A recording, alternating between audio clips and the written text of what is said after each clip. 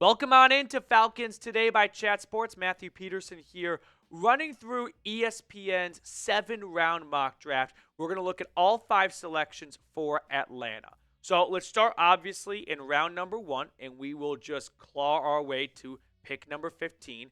Coming in at number 1, it is Cam Ward to the Tennessee Titans. Then the Browns select Abdul Carter. Giants go Shedeur Sanders. His teammate goes to New England. And the Jags take Mason Graham. This has been a very common mock draft top 5. The Raiders go with Tet McMillan. I don't think he's going to go even top 15, to be honest with you. Armand Membo goes to the Jets at 7. Jalen Walker is a name that I've really become attached to. He goes within the division to the Panthers. Jahdae Barron, I don't think he's going top 10. He goes to the Saints. Ashton Jeanty falls to the Bears at 10. Will Johnson, a player that we have had circled on this channel, is a Niner. Tyler Warren goes to the Boys. Will Campbell, the new left tackle possibly for Miami. Colston Loveland, 2 tight ends within the top 14, goes to Indy. And with the 15th pick in the 2025 NFL Draft, the Atlanta Falcons select Jihaad Campbell, linebacker out of Alabama. We have talked about nearly every single defender that's been mocked in round 1 this offseason. Campbell, we have not spent a ton of time on because I view him as a traditional off-ball linebacker at the NFL. Now, for the Crimson Tide, he moved around the defense. If I have any Alabama fans watching right now, I think you'll agree with me when I say he was just the best player on Alabama's defense last year. He was a versatile chess piece for them. I won't go as far to say like Jalen Walker level versatility from Georgia, but he did move around that defense for the Crimson Tide. 117 tackles to lead the team, 12 tackles for loss, 5 sacks, 20 pressures. He was a playmaker for them. He found himself in the thick of the action a ton. Now, he really only has one true season as a starter under his belt. Kind of got into that snap count in 2023.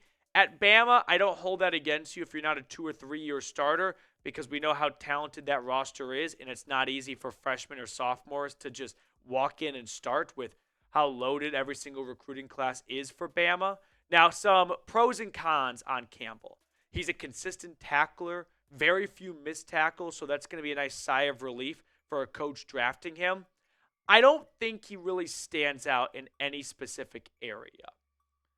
When I think of a linebacker going in round 1, that player has to really pop because you don't see linebackers go round 1 or safeties or running backs all too often.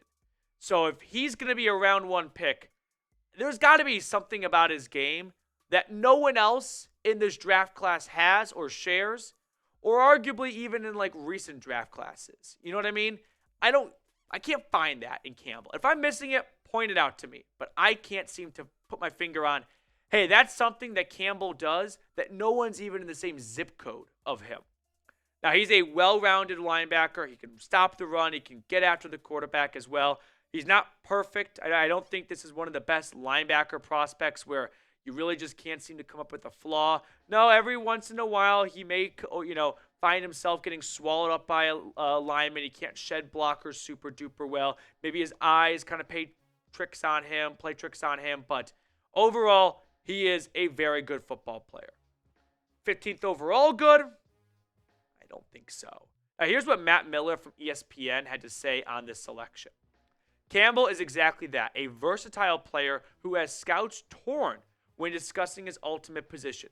He is a top-tier off-ball linebacker, but has untapped pass rush potential that could define his NFL career.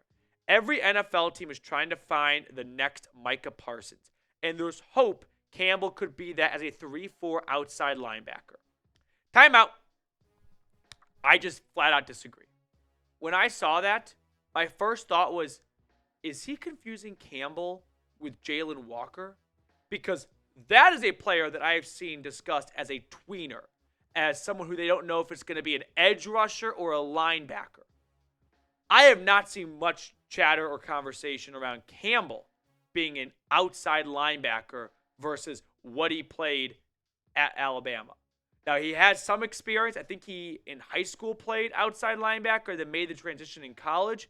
I know he did that at times for Alabama last year, but when I watch him play, I don't walk away from that film review, if you will, and that's probably giving him too much credit, thinking, hey, that's someone who I think could really line up on the outside. It could be the next Micah Parsons. You want the next Micah? I think it's someone who went to his college, Abdul Carter, who played off-ball linebacker and then played defensive end for 1 year at Penn State, his last season. That's the next Micah Parsons in my eyes, not Campbell. Now, how would you grade a Jihaad Campbell selection? If that's the pick, what's going to be like the instant reaction, right? Roger walks out there, and he goes, with the 15th pick in the 2025 NFL Draft, the Atlanta Falcons select Jihaad Campbell, linebacker, Alabama. What's it going to be? Like A, B, C, D, or F? I'd give it a C+. It's hard to say without knowing who goes 1 through 14, but I'm going to safely assume that they would have passed on players I would have preferred. It's hard not to go lower than a C when they really need pass rushers. Yeah. Let's move on to 16 through 20. We'll kind of round out the first round in case you were wondering, like, hey, I wanted Mike Green. Where did he go? Well, he went to the very next pick, the Arizona Cardinals. Eamon Warry, another target, goes to the Bengals. Golden, Malachi Starks, and Luther Burden follow suit. Then you got a corner going to Pittsburgh. The Chargers take a running back. Packers add to their O-line. We got the Vikings adding to their corners. Josh Simmons goes to protect C.J. Stroud. Jackson Dart, number 26 overall to the Chargers. I don't think he's going to go first round. Derek Harmon going to the Oregon Ducks. I think he's going to be a good player. Gray Zabel, an interior offensive lineman. He will be a Detroit Lion in this mock. Shamir Stewart, one of the best pure athletes pound for pound in this class, falls to 29. And then we have the Bills selecting Trey Amos, followed by Michael Williams out of UGA to the Chiefs. And finally, the Eagles replace Josh Sweat with a new pass rusher out of Boston College. So that's the first round of the mock draft. We're not going to go pick by pick for rounds 2 through 7.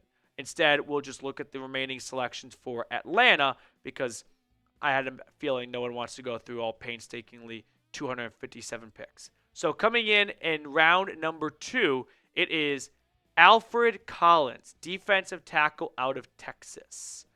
I could see this one happening. If you're wondering, hey, what's the possibility of this one? I think decently high, actually. He is a huge human being. 6'6", 332 pounds. Now, he did not become a full-time starter for the Longhorns until this past year, his 5th season with Texas. There's a fair reason for that. Tavondre Sweat, second-round pick out of Tennessee, last year, he started a year ago. And then the Seahawks first-round pick, who I'm drawing a blank on his name right now, he was a first-rounder a year ago as well. So 2 Texas Longhorns on the defensive line were drafted within the first 50 picks of last year. It's tough for someone like Alfred Collins to break through that ice. But what he does, bring to the table is extreme size. And I'm not going to say he's like the best athlete we've ever seen from a defensive lineman, but he's got a rare combination of 6'6", 332, and he moves like a bear in a ballet class. Like, he can move those feet for that size. He is going to be a nose tackle, 2 technique at best. You are not drafting him to get to the quarterback. You are drafting him to be a moving tree stump. Someone who's going to eat up the center and the guard and let Jihaad Campbell get into the backfield and sack the quarterback. So I can get on board with this, especially after moving on from Grady Jarrett. There's a need at defensive tackle. However, one could argue you don't need a defensive tackle. You've got 2 rookies from last year ready to take on a bigger, workload in year number 2 in Rook and in Brandon Dorless. Zach Harrison going into year 3. So it's not like they haven't added to the trenches in previous drafts already, but I could see them adding more interior defensive linemen, especially because this defensive tackle class is loaded. Here's a bad Colin Cowherd analogy. Ready for this? If you were flying to Italy and you had pizza at the airport, would you not have pizza in Italy? No, you'd have plenty of pizza in Italy because you're in Italy, right? Just because you had a slice on your flight doesn't mean you're not going to have any pizza moving forward while you're in Italy. Just because you recently added a defensive lineman in the draft doesn't mean you're not going to do that in this draft when the draft is loaded at defensive tackles.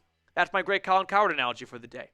Okay, before we move on to the rest of the mock draft, today's show made possible thanks to our friends over at PrizePicks. PrizePicks is the best place to get real money sports action.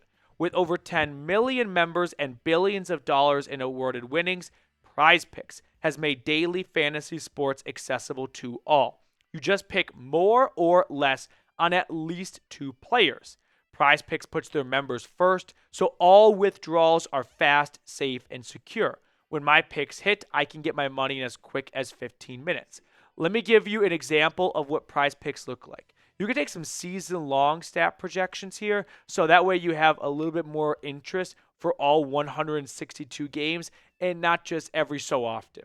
Download the app today and use code CLNS to get $50 instantly after you play your first $5 lineup. All of that information is in the comments and description of today's video. Check them out. Download the PrizePicks app today and use that code CLNS to get $50 instantly after you play your first $5 lineup. PrizePicks. Run your game. No third-round pick for Atlanta. That belongs to New England. So in round 4, ESPN went back-to-back Longhorns, going with Barron Sorrell. So let's discuss the edge rusher out of Texas as a third straight defender goes to Atlanta. So Barron, 6'3", 256 pounds. He is not the greatest athlete in the world, and that's why he's looked at as a day 3 pick. But man, does he compensate for maybe the lack of, and I always hate this when it comes to the draft, these guys are all tremendous athletes. It's just some are more gifted than others. But you're not getting this far without being fast and strong. Just some are faster and stronger. But he was a 3-star recruit that ended up becoming a permanent fixture in this Texas defense. So if you are looking for a high work ethic, IQ, relentless motor type of player, he's your man. And what I like about this selection is you're going to find an edge rusher in round 4 who looks forward to stopping the run. Edge rushers in the NFL know their paychecks or their future paycheck will be a result of their sacks. So a lot of times, I won't say they take plays off, but they are looking to get to the quarterback. The run is not the biggest priority.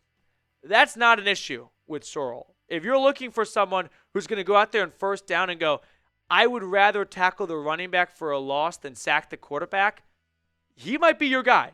Now, he's going to get to the quarterback too, but I really like this selection for round 4 for adding once more to the front 5 for Atlanta and bringing in some quality run-stopping efforts from the outside. Now, before we look at the final 2 selections, which are both in round 7, do you think Atlanta should just take 5 defenders in the draft? If they don't add any more draft picks, should they just go defense 1 through 5? Give me a yes or give me a no in the comment section below. Moving on to the 2 7th-round selections that they have in this year's draft, the folks in Bristol went with 2 offensive linemen. So you've got Eli Cox and Marcus Tate. I'll be honest, I do not know a lot about these guys, but I did do some homework on them. Here's what I can tell you about Cox. 4-year starter at center and guard for the Wildcats. He dominated more so in run blocking than pass blocking. Now, Tate, also a 4-year starter at left guard for the Tigers. 2nd team All-ACC last year. The reason why he is not going earlier in the draft, despite being a 4-year starter and a 2nd team All-ACC player, he's had a lot of injuries in his career. In fact, he has had 3 straight seasons cut short due to injuries. So if teams can get past the injury and health factor, he could be a really nice pick for round 7.